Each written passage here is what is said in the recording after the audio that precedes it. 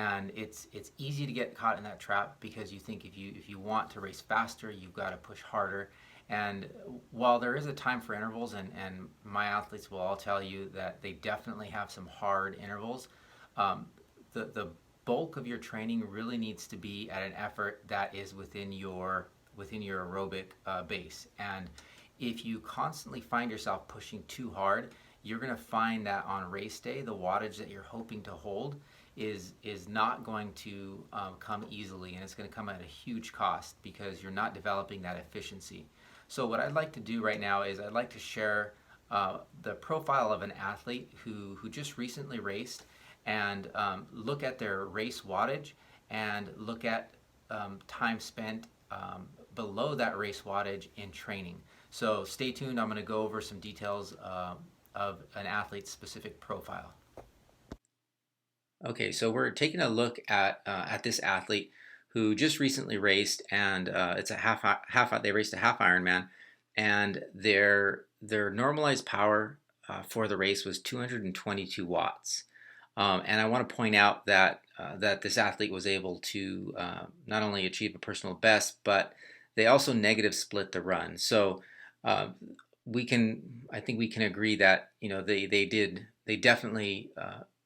they definitely completed and executed a race as they should. So if we take a look at the total power output, if you see this power distribution chart, the ranges that I've highlighted here, the between the two green lines, that's between 190 and 240 watts. So you can see a bulk of their time was spent in that range, which obviously explains why they were at about 222 normalized power watts. So if we take a look at this and we look at the power that they pushed, um, oftentimes athletes will spend a lot of time right at this range or even above it in training. And while it's necessary to train at this intensity as well as intensities well above this, you need to be cautious with too much time spent up and beyond the your race wattage. So if we take a look at this athlete and we take a look at their the last 41 hours of their training.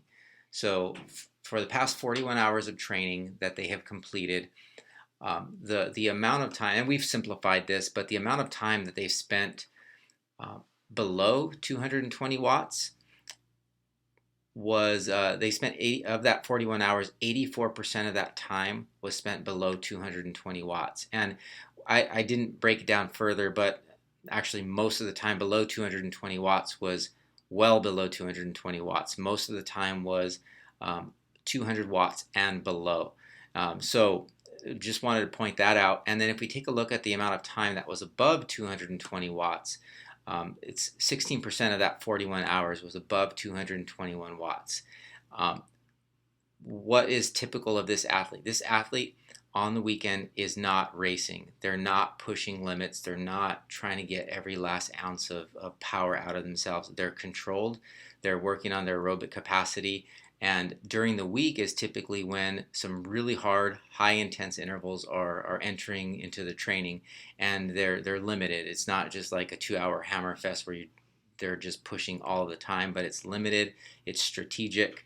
Now, I'm not saying this distribution works for everybody, but based on this athlete's physiology, based on their profile, based on their training and their goals and their races for the season, this is what works for this athlete.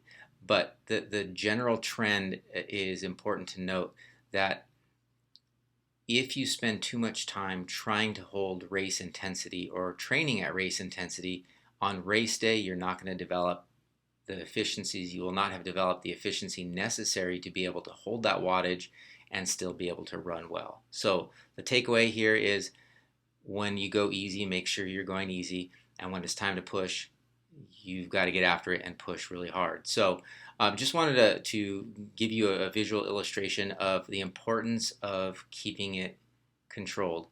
Don't try and hammer on the weekends and set personal bests and I mean, of course there's a time for that, but you want to keep your training controlled on the weekends because If your goal is to develop your aerobic efficiency, then you need to make sure that you're training in the right zones and you're not just constantly hammering. So keep that in mind as you go about your training.